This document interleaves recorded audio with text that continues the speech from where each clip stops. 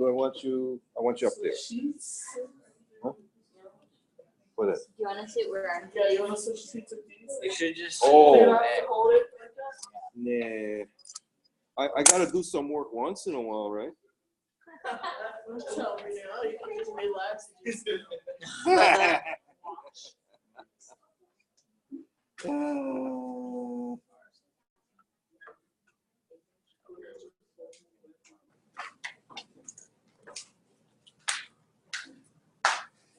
Oh, somebody needs to go. Yep. Thank you. Oh no, not right in the middle, please. No, it's okay. I mean, if you want to stand, but usually if you got a PowerPoint, don't stand in the middle of the PowerPoint because it becomes a little bit distracting for everybody watching because you're gonna have part of it on your head. Yeah. So, it's nice to have a podium, then you know exactly where to sit, but or stand. But as it is, okay. Please help me out and introduce yourself.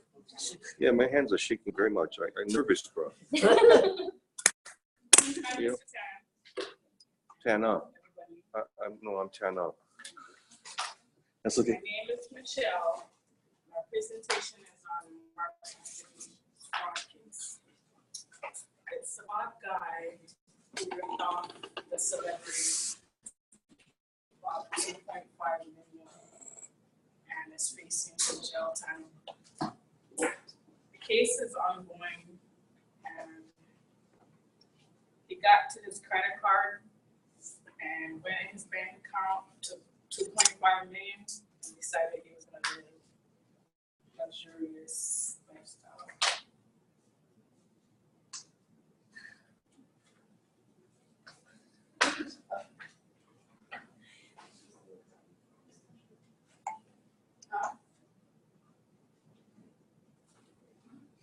So this activity started at 2009 and it carried on to this year. And his account, Mark Anthony's accountant name is Kyle Cesario. He is the guy who spent about 2.5 million in the last 4 years working alone. And he uses Mark Anthony's American Express for the last 8 years. And later it was found when it was audited, and he was caught in August this year. And it was taking place at New York. So Mark Anthony put trust into someone who worked for other celebrities, and he trusted others. So that's why. So why he did this is because of opportunity, because he had all the information in his hand. So like, if you had an opportunity to like do that, like he was a celebrity, he was rich, so like he had to like, he wanted to use his account to buy stuff. It was like part of the fraud triangle. All right, so this one is so a couple of solutions that the company, the firm that Tesla worked for. What he can do is he can do physical audits. So like the managements, they can like set up more audits instead of like doing it like once a year stuff. Because they just found out about it this year, and he's been doing it for over 8 years. Yeah. So they should at least do it at least twice a year, if not monthly, so 12 times a year. So another one that they can do is human resource controls. And that one is like the people who hire the guys who work in the accounting firms. So like they can do more thorough backgrounds. They can look at all the background info on the applicants. And then there's also management only has access to the account. So like which people like, so who their clientele is, like the guys who make a lot of money, they should like, only management and the board of directors should have access to the accounts. And like I said, they should screen the applicants like more thoroughly. So like they should do like intense background checks, like maybe have the FBI out and all and stuff.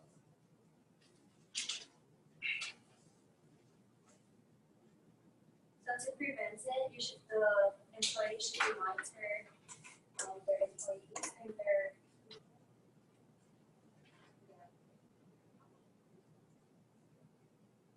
So like, you mean what she's trying to say is like, the celebrity, Mark Anthony, he shouldn't have put trust into the person. So Tessera, he was only like there for only like 2 years. That's when he started doing the stuff. Tessera's been in the company in 2007. He started stealing from the guy in 2009. So like basically, you shouldn't do that to someone he just met, and like only know like for only a couple of years. Like he should only get access to the account to, like I said, the top management or like people who are like high up in his accounting firm. And then yeah, so another way they should do to prevent is physical audit. So like they should look at all the like records and stuff, not just on computers, but also like physical papers that shows like cash flow and stuff like that.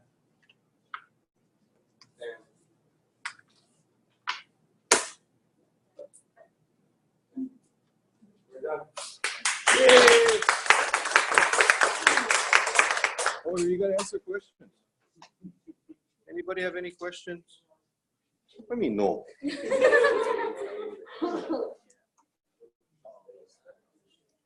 How did they find the first accountant? The first guy, this Tessera guy, how did they find him? Well, it was internal control, like what you call it, the accounting firm that he worked for. They just did an audit, so like through the audit, that's how they found it. And when they hired Tessera, there were no HR procedures involved? There were, but apparently like only small. So the case is still ongoing right now. Like it's only he was only arraigned over and he's still going through trial right now. So we're thinking maybe he might have done this before or something like that. So he could have done it in the past. Because we were looking it up and then we didn't show any records of that. Were these guys, I might have missed it. Were these guys friends before? No, he was just a lowly worker in the accounting firm. Oh. He wasn't even high up. All right. So we know that you got to watch out who you hire because they might rip you off. Okay. Thank you. All right. Next group. As I rest my arms.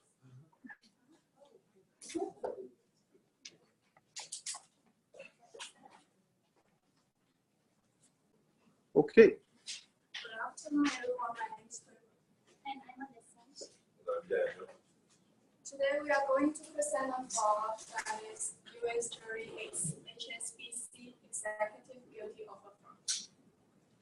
There are two main persons involved in this firm. They are Mark Johnson and James Scott.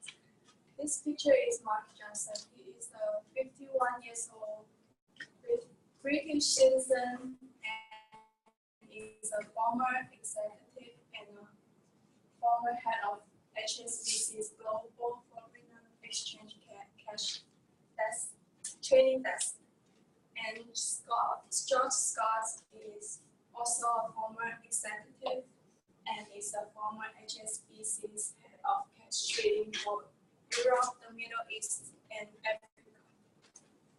So what happened to them is they guilty of defrauding Current Energy PLC in US $3.5 billion currency trading before executing a trade with HSBC. And Johnson was on trial for nearly 4 weeks.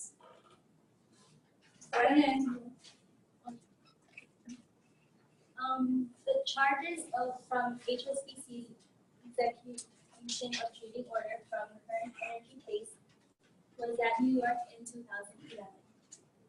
Johnson was arrested at New York's Kennedy Airport in July 2016, as well as Scott in Britain in June of 2017. Why did they commit the fraud?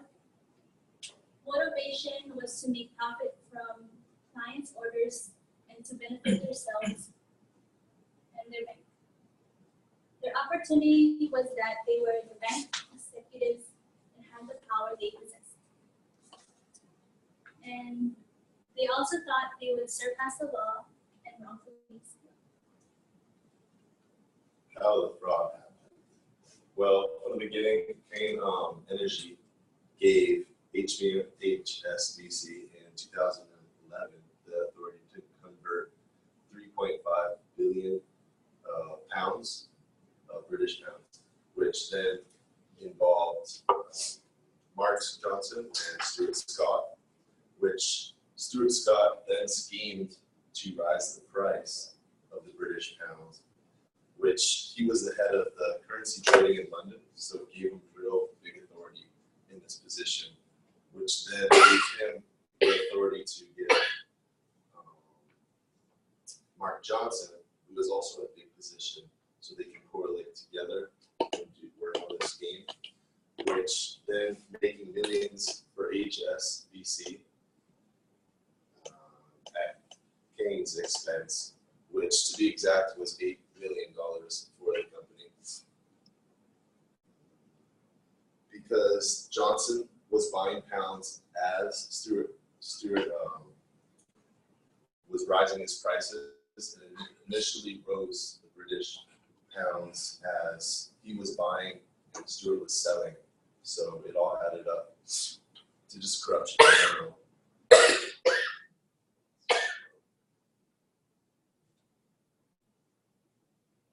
We'll go to how to fix the problem. Well, one, we could segregate duties. Well, this would create a lot more help out, because with Stuart Scott having such a high authority, if you limit his authority and have people under him, then he would have less power in doing all that he did and using his power. So initially just having set people under him to maintain his authority. Two, what we can do is background checks. I mean, you can't really figure out future things from people from a background check, but you can maintain and you can find crooked people, if anything, you background check them. Also, it would be easier to see if they had bad intentions, if they background checked and saw things behind them that didn't really add up. So that could kind of stop people from abusing things or doing wrong. Also, third would be interdependent internal verification. What they would do is check their checks and accounts, check monitoring their bank statements, so everything's being monitored, seeing the money flow of the bank or the business or just anything involving that. So that would just frequently, just checking that frequently, big statements and whatever, maintain a honest flow of income.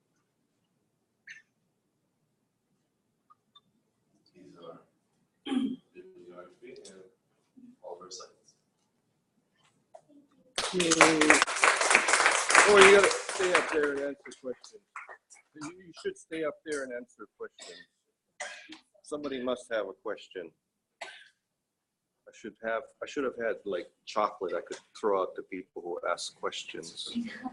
Either that or, you know, little notes that say 5 points extra. Oh. Now we talking. Huh? Who's gonna ask the question? You might. You guys been planning this before? Please ask. Sorry.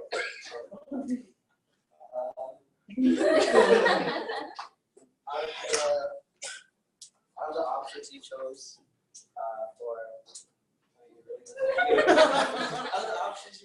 prevent the fraud, which would be the most important if you had to pick one?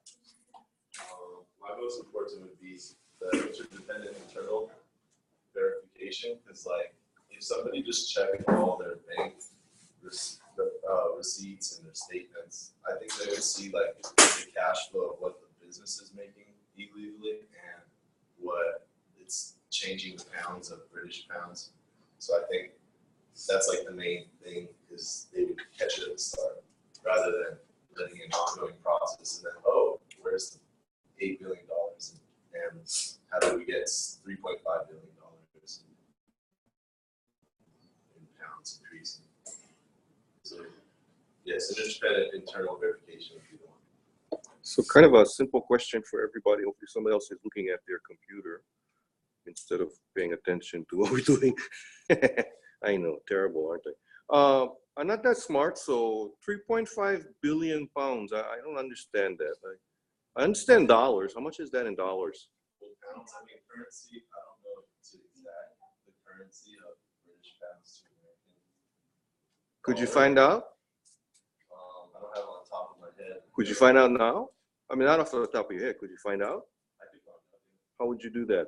I'll go on the internet. Internet. Look Oh. up the currency difference between American money, the American dollar, and the pound. Okay. Hopefully somebody is actually doing that right now. No? I got you. People doing homework. Is that what's going on? No? 4 million. 4 billion. 4 million. Million. That's all. 3.5 billion is only 4 million. It's billion. Just call them billions. It's gonna be the same. You're 400 billion, 4 point something billion dollars. So more than 3.5. Wow, that's a lot. Okay, so Would you do it? yeah, that's it. So for the two who haven't answered the question yet, would you do it? $4 billion. Huh? Yes. So No. yeah. So show of hands, who would steal the money? Come on, raise your hands.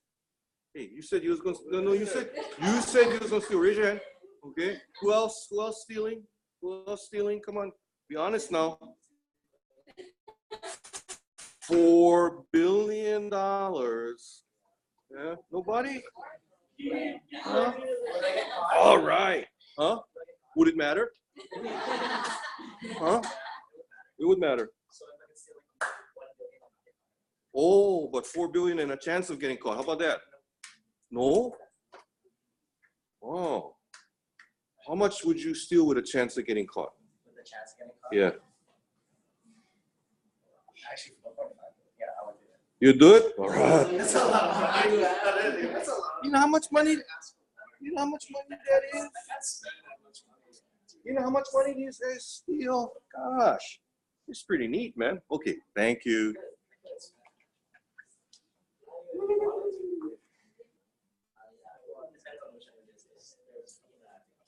Okay. Okay.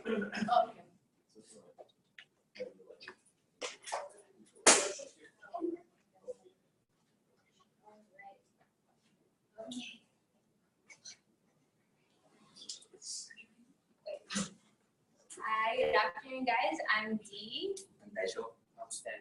and we're group 3, and we're going to talk about embezzlement in Molokai, Hawaii. Molokai is actually 38 miles long, and it has less than 10,000 people. And just a second. So this is the first Hawaiian Homes Federal Credit Union. This is credit union in Ho'olehua, Molokai. The Molokai Community Federal Credit Union assumed first Hawaiian home assets, member shares and most loans. And the Molokai community was federally chartered credit union with no income credit union designation that has 3,839 members and assets of 20.3 million when they closed in 2015. According to the credit union's third quarter call report, the credit union was well capitalized, reported no programs about loans, and they were making very small profit from them. These are the people that were involved. We had a former manager slash CEO. Her name is Eleni Naeole. She's 55 and a resident of Kaunakakai, Hawaii. And she, along with her, was an employee. Her name is Janelle Purdy. She was 40 years old, and she's from Wailuku, Maui. These two individuals were the permanent employees of the actual bank in Molokai. And obviously these two were the ones that involved.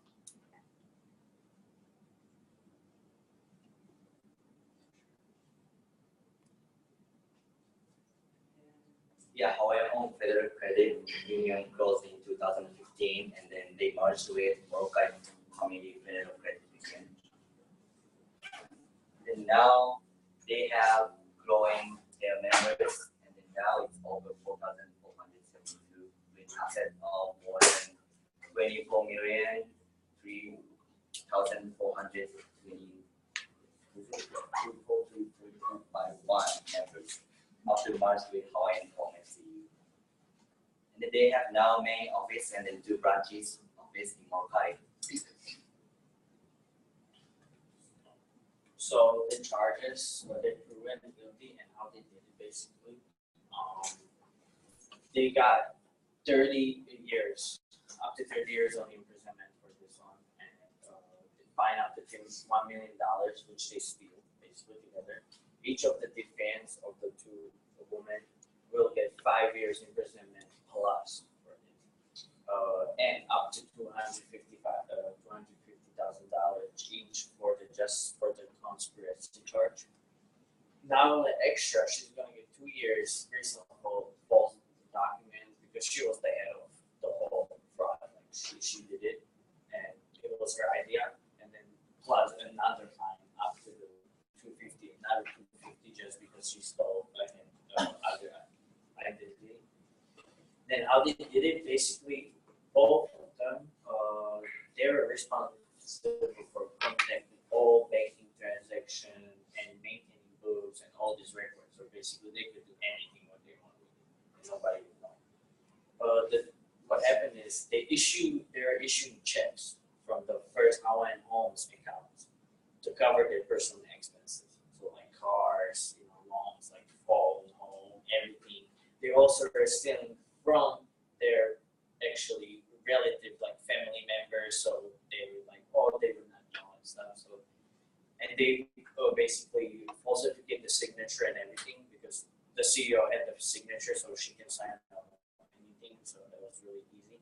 And she just needed somebody basically who can handle the other side of creating the accounts and stuff. So she used the other for this one. And how to avoid this? The best would be secret sensitive information. So limit access for employees, monitor them and all their computers like 24/7, no matter what. Then verify the security controls with third parties. So like have post security or like maintain the audits at least 3 or 4 times per year, so you know what's happening. Run background checks for sure to have some kind of like not big one, but it will help you like to see if they're legit at least a little bit. So or you can have like a past something around. Then or like have a comprehensive incident response plan for responding. So if actually this happens, so have what to do when this happens, like has a plan B, how to react on the situation and stuff, and then provide maybe price for the coworkers or somebody if something like this happened and they will know about it or they will heard something or something, just provide a price so you can get something at least, maybe 20 or something on your paycheck every month or whatever. So the trial duration is she got arrested on Molokai and she was arraigned on her charges on November 14th. So that was right now. The Prudy, the other one was on Maui, and she went to court, but she pleaded not guilty, and she got out on the bail just because I guess they didn't look at her like that was her idea or something. She was there, not on her willingness, but she was forced. And both of them, they will go to the court on January 2018. Before really, this judge is really like, he's hard, so it's not gonna be an easy trial. That's it. Thank you.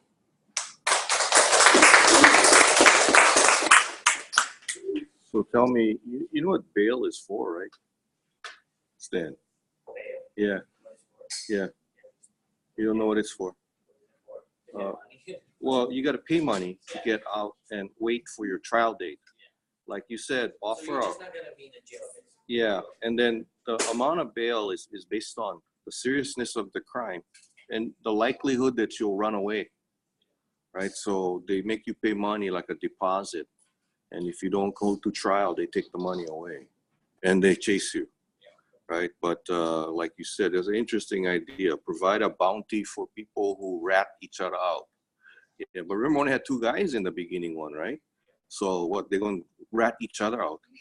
No, but I rat you out, I collect the money, you rat me out, you collect the money, and we both run. no, not basically them. Other Oh, okay. They see something like that, they think they say something.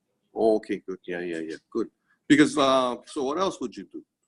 What else would you guys do to stop it next time? Because what if you only have a small credit union or small non-profit or small business and only have 2 people running the whole thing? You don't have ability to segregate or separate duties, yeah? Yeah, that's what I said, like like on your computer, it's big. All the things are done on computer, mostly the accounts and stuff, what they were doing. Not the checks, but the accounts. Instead, you should have cameras everywhere. And then like your screen should be monitored 20%. And then anybody can come and go there and check what you did on computer and everything. Well, you kind of harsh us then. You like Big Brother, you like watch everything, huh? If it's your company. Oh, good. If it was that's right, man. Save it's your money. If you don't protect it, nobody else will. So the other thing is, I'm going to Molokai in about 4 weeks, and I'm going to help nonprofits. So what should I tell them? Oh, like about security and stuff. Yeah. Well, like I said, not monitored the screens and everything. Because basically everything is online right now. So Okay. that should be helpful. Now the other thing though is that, remember, and some of you might run into this about nonprofits. They're self-governing, and you have boards of directors. So if you ever get put on a board of directors or elected to a board of directors of a nonprofit, expect to work for free. So like somebody like yourself had accounting and you get on the board, then they're going to ask you, can you look at the books once in a while? Because we only have 2 people working, so we need a third party to look at it. And since you're on the board, I think maybe you should take a chance and help us out. Yeah, because if not, should the board be responsible for these 2 guys when they run away with the money? Yeah. The board is responsible. Yeah. They hired them. Yeah. So you said at 3,000 something members for this credit union that got ripped off. And how many people are Molokai? Less than 10,000. And were all those 3,000 people Molokai residents? Probably, yeah. I mean, why would guys from Maui go to Molokai to open up one credit union account? Probably wouldn't they? So most of these guys probably, that was Molokai residents, and that was probably their primary source for bank, right? Unless they went to First Hawaiian or Bank of Hawaii, which are also over there. But credit union is a little bit more accessible, a little bit more friendly, a little bit more easy to get loans and stuff. Yeah, so like easy to rip off then, huh? Yeah. And CEOs. Mm. So that's why it was easy, because who is checking up the people? CEO. When CEO is doing it, nobody's checking up. Yeah, so if the boss does it, then it's all right. Yeah. Well, it's not the boss. Oh, okay. Who believes if the boss does it, it's okay? The boss does it, so I can do it too. Right? I'm looking at everybody again. Oh, look, nobody is raising their hand this time. Last time we had 2 guys willing to take the $4 billion. Now we have nobody Nobody, right? Over there. Yes. No. If the boss does it, that doesn't make it okay. Yeah. All right. Thank you. Yay.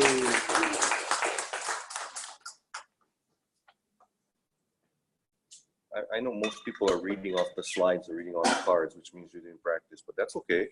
But the one thing that you shouldn't do is stand there with the RBF.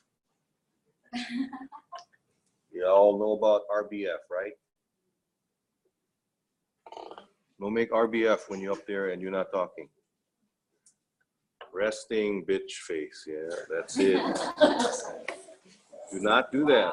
Just because you're waiting and you know you're nothing to do. Don't make all kind of pouty. I don't want to be here. All right. Thank you. We can start. Hello, so my name is Michael Morisado, and these are my group members, Jonathan Quinn, Corbin Noda, and Letitia Maru. Today we will be talking about an auto insurance fraud that had occurred involving $23 million. So the first question to be answered is who was involved with the auto insurance fraud, which made $23 million? The answer has many layers. A lot of people were required for this fraud to work. But the two main people in charge of the whole operation, who told everyone what to do, and are now currently under further investigation, was Felix Fillinger and Andrew Miller. So the first guy was Felix Fillinger. He's originally from Ukraine. Became a U.S. citizen about like 20 years ago, I think. And he used to live a lavish lifestyle with money, so he bought a Bentley, I think a $64,000 watch. So yeah, he just likes to flaunt his wealth, pretty much.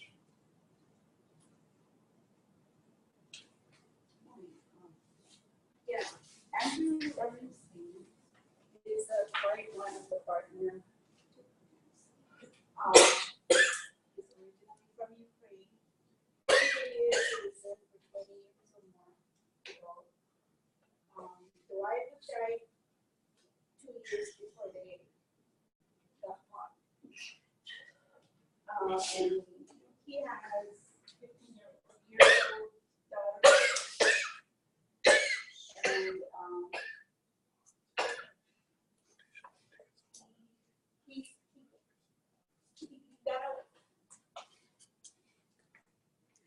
And he got away, you know, he didn't get arrested.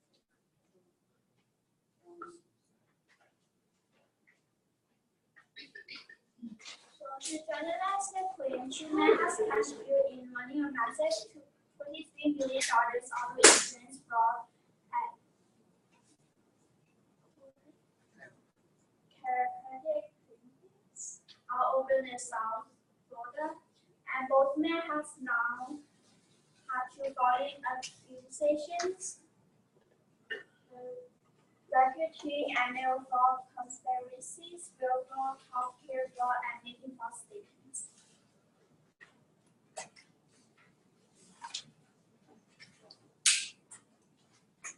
So when and where did this take place? The answer is quite simple. It has been going on since 2010, and it was stopped in October 2017. The location is in an area in South Florida, where the office of Felix Fillinger also lives, inside one of the chiropractic clinics. So what I did is the first factor, triangle, is financial pressure. So like for Fillinger, he just do it to support his unknown habits of flaunting his wealth. And Rubenstein, who had like a 15-year-old daughter, his wife died of a stroke, so I had to take care of her without money. And then opportunity, they found people and persuaded them to give them the money, and they had a perfect cover for it. And they had the resources to own chiropractic clinics. The last one is the triangle is rationalization. So they help pay for their bills and expenses and their stuff they wanted, I guess.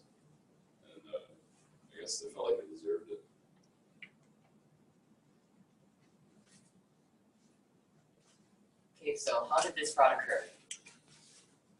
The defendants had a massive crime ring of corrupt clinic owners, chiropractors, and lawyers that operated in the South Florida area.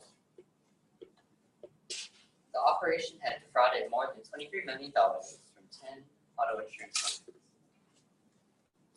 So the first step was to find and recruit people that had access to confidential traffic crash reports.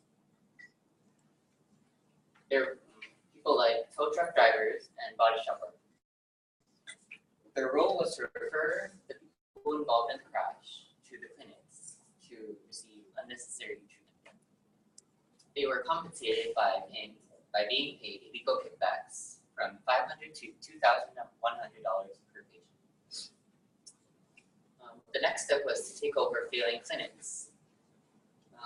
So, in order to prevent suspicion from falling on them, they concealed the ownership and had chiropractors and others registered for the practices in their name instead of their own.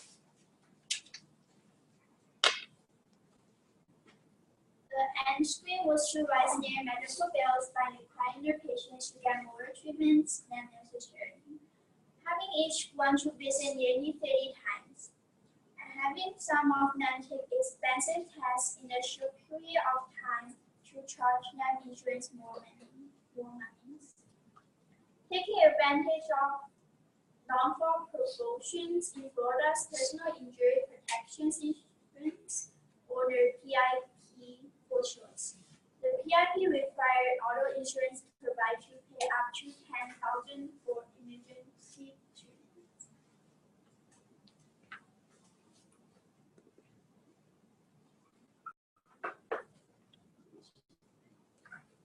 So they had their workers set up.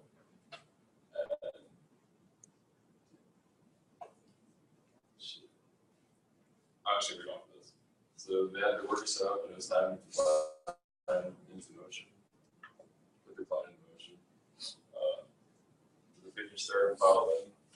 The chiropractors tweaked the data of the patients and a little in the report. Despite the actual condition of the patient, they were listed as having an emergency medical condition as well as having an A level 7, 8, 9. What if the patient started to complain? They just assigned an attorney and told them that they knew if they wanted to collect the money.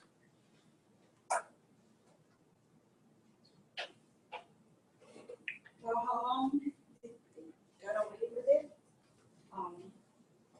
First, how long how did you able to get away with it for so long? They moved the money around, like, they have 11 chiropractic clinics plus insurance company.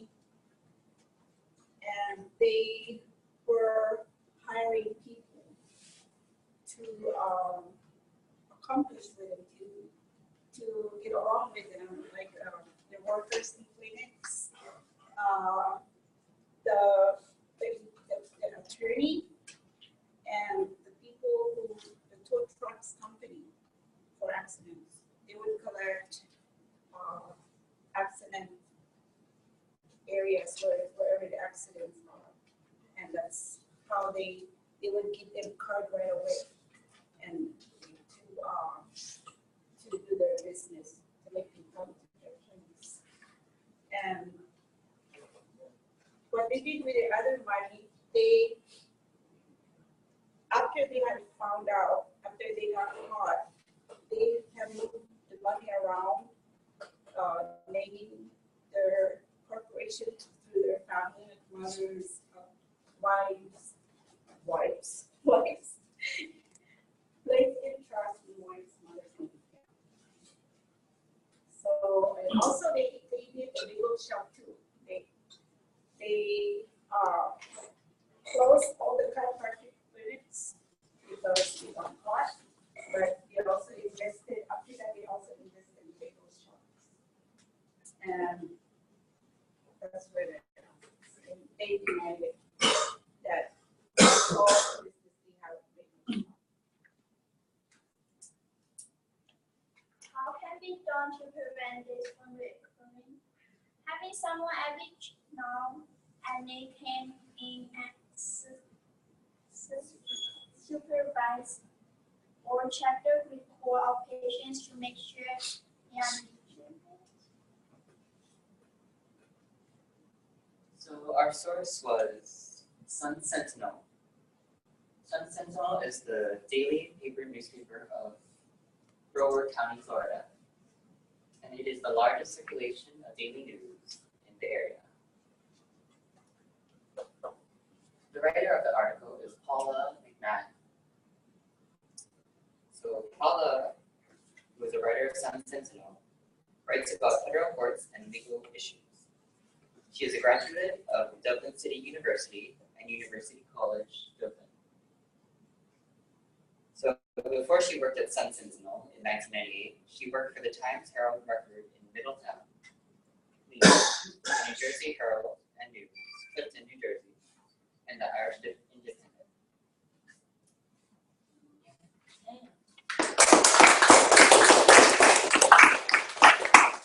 So with the last part, why was it so important to understand who the writer was? I think it's to understand that the source is credible. So in information, you can trust it instead of it just being from like a blog or something that might not have. For your report. But if you're in business and you see this coming on the newspaper, isn't that too late? I mean, if somebody's writing about fraud in your business and it's in the newspaper, it's kind of late, right, to address it.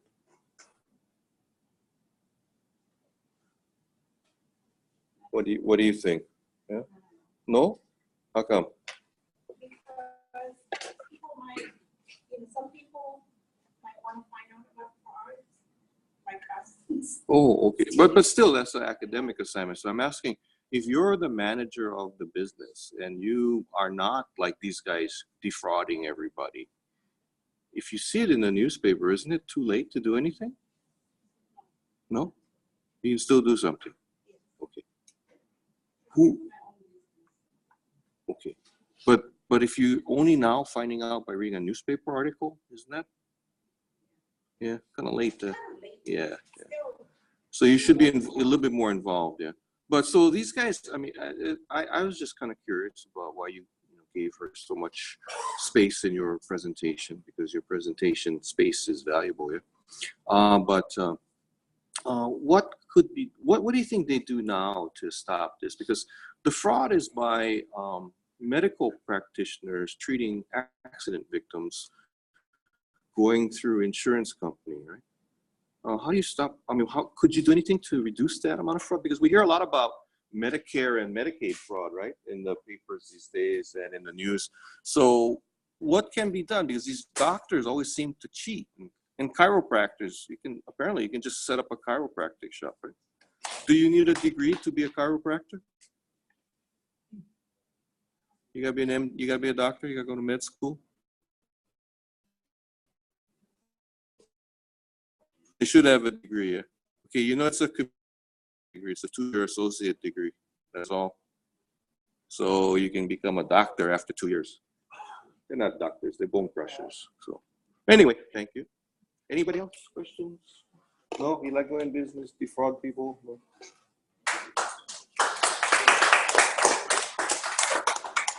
Thank you.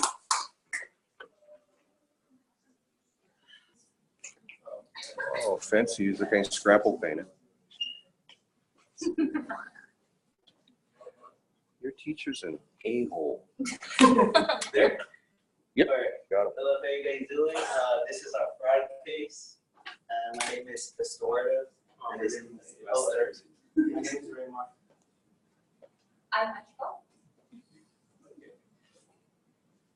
All right. So who is involved in it? This woman right here, Camila A. Alcron, who is the office manager of the landscaping company.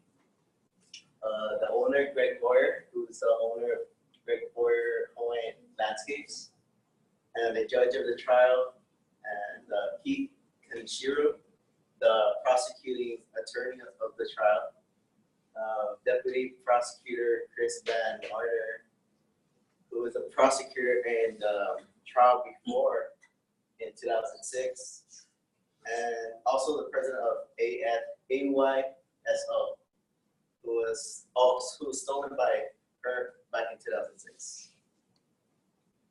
So what happened? Tamila Malkuran, the office manager, was accused of embezzlement of 1.3 million through 2008 to 2014. She used the owner's personal information to fraudulent credit cards. Then she charged thousands of dollars in items. She later on allegedly diverted funds from the company's bank account to pay off the debts that the company had. And she also online sold the owner's stocks and made fake loans too. And she had a back history of embezzlement back in 2006, where she also stole from the company AYSO, Youth Soccer Organization. When did it happen? So the last investment that she did occurred to 2006 to 2014.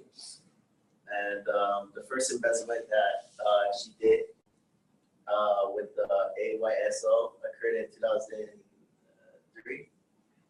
And the trial of the first investment occurred in 2006.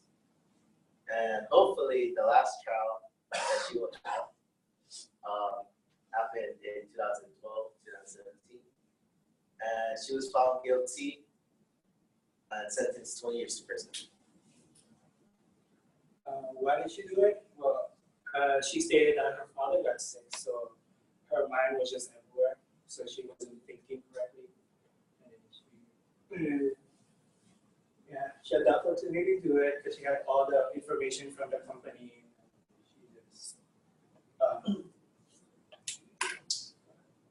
She forged paychecks.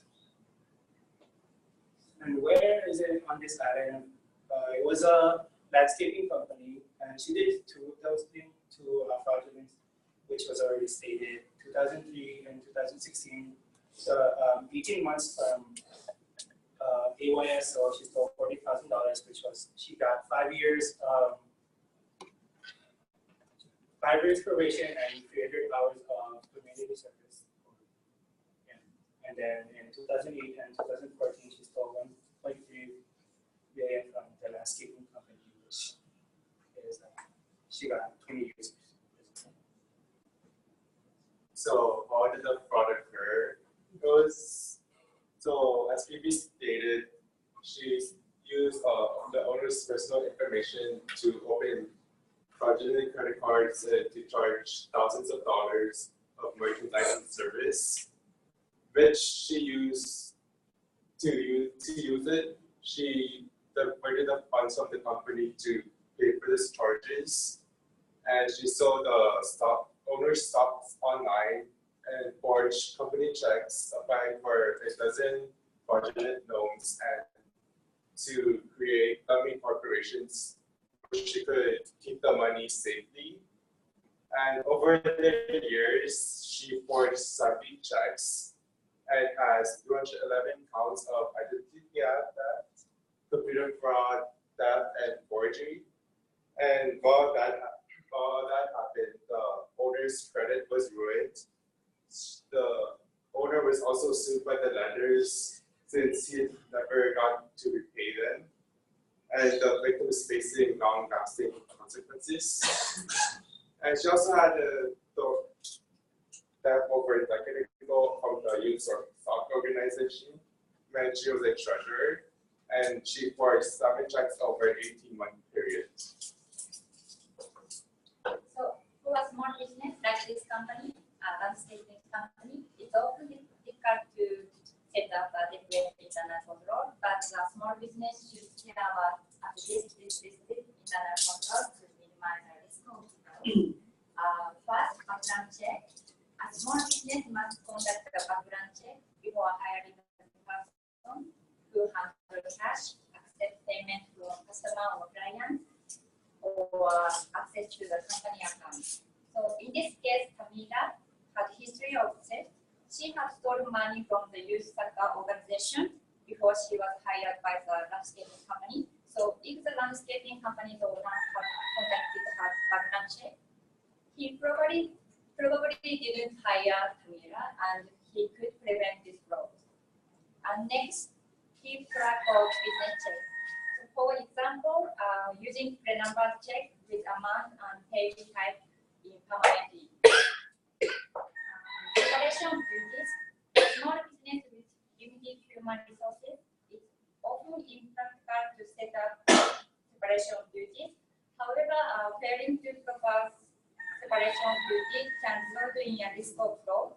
So small business must create a check and balance system to ensure no one has control over all part of financial transaction. Reconcile bank and credit card account is also important. Ideally, the reconciliation should be completed by independent person who doesn't have bookkeeping responsibilities. And last, supervise office employee and review their work. Proper oversight is essential to the internal control framework and the important aspect of fraud prevention and detection. So a small business owner or manager should supervise office employee closely and regularly review their work. So these are minimum internal control for small business to prevent and detect fraud. And these are our sources.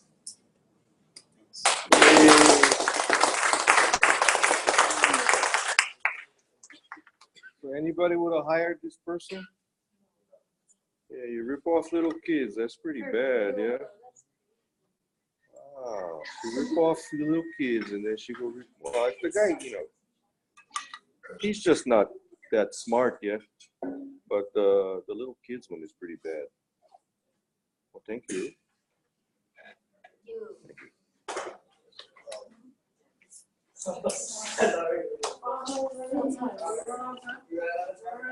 No, you can go.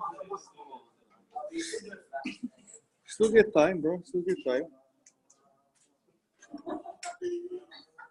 So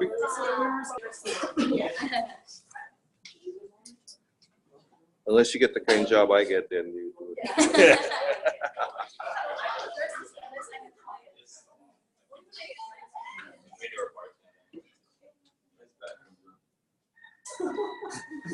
I know. You know that all the groups except Was it two? Oh, Yeah, this is the KCC standard as well.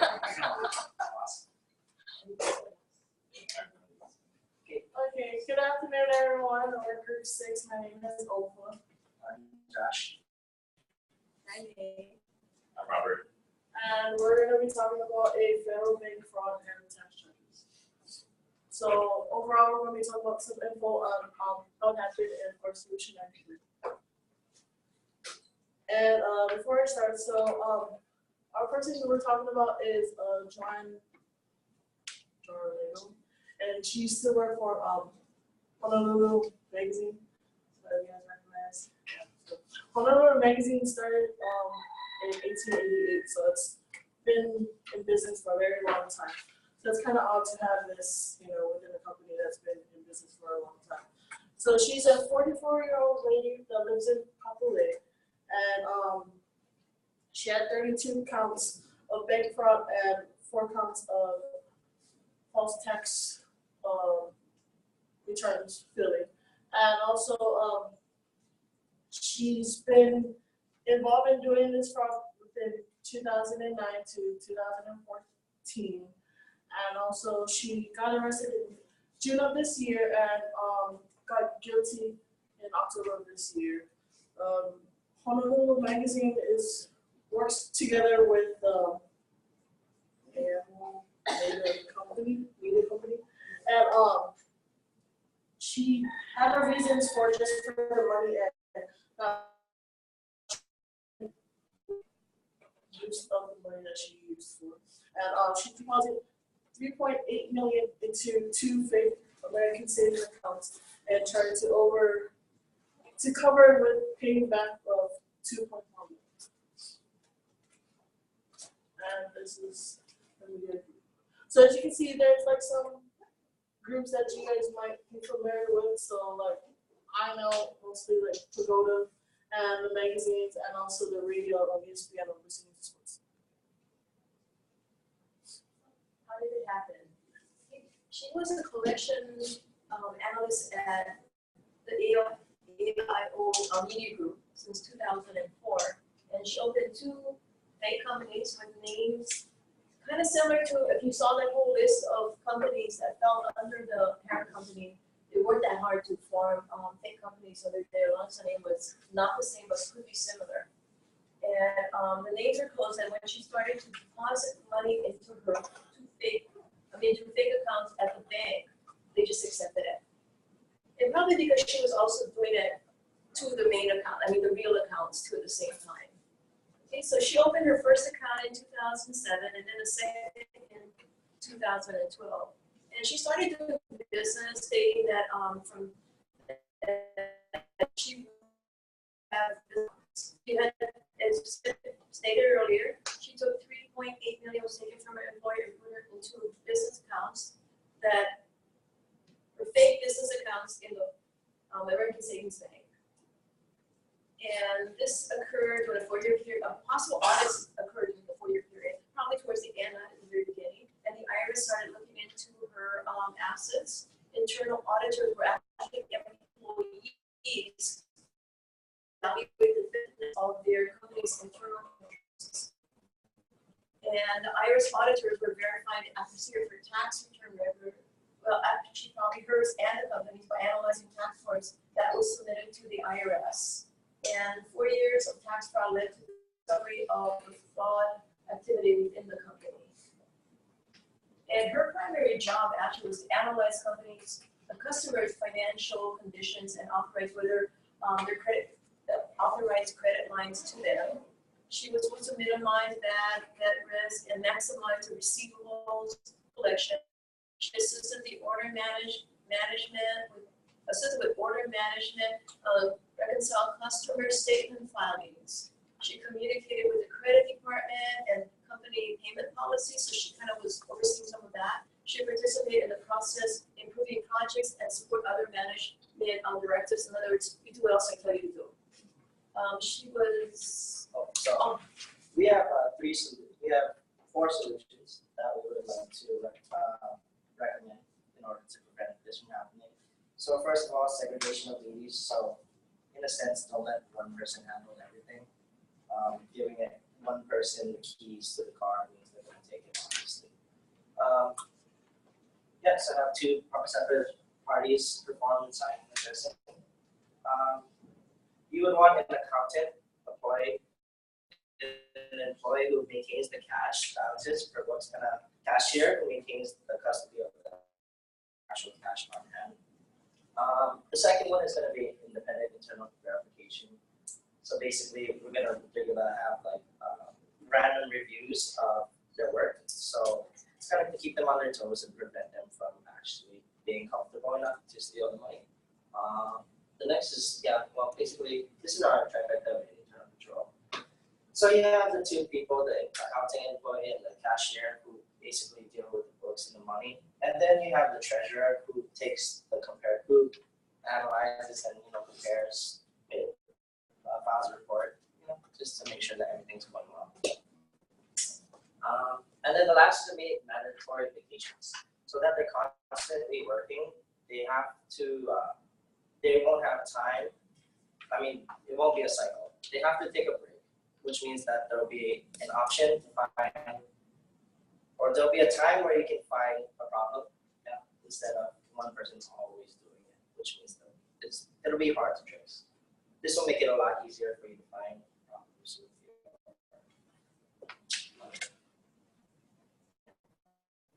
Those brings us to our limitations of the internal control, though. Not everything is going to be perfect when you're going to be implementing these certain features. So reasonable requirements, which is just like your costs that exceed the expected benefit. Just kind of like hiring a security guard, but instead of paying wage, instead put like security cameras into like a convenience store if you don't want to spend too much money on an extra body, There will be human errors just because you're working with humans. When people run into two different answers during a segregation of duties, it's kind of okay to let certain errors slip through just because, I mean, it's only natural just to make mistakes. The size of the business too can also be a factor. If there's not enough people working, you don't really need to segregate duties if you have like 3 people in the entire company. So, I mean, this as a large company such as AIO, it really affects us as a community since we're on a really small island. You saw Honolulu Magazine. I don't know if you've ever flown inter-island or to the mainland or internationally. Those things are like the back seats of pretty much all the chairs. So you guys see it frequently. When you look through them, you see a bunch of small businesses. When someone kind of does this, it kind of represents like this large company and saying, hey, I'm going to steal from not everyone in there, but it's still making a statement in some respects. It wastes a lot of time, taxpayer dollars, and it's really not doesn't create a strong trust among us as a human race. In conclusion, I feel like the segregation of duties and internal control that Josh mentioned earlier could have definitely been implemented because I mean it's a big company. She stole millions of dollars, and it probably wouldn't have been that hard to pair 2 extra bodies just to verify what the money was, or just to compare, find out what the checks were going to. And like I said, it's for Hawaii, you know, this kind of happening here is just big, and everyone kind of finds out about it since we're such a small community. That's it. Yay.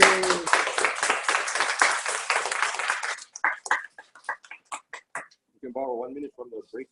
Any questions? By the way, I started a business for you guys, yeah. It's called the Kaiulani Community Co-op, KCC.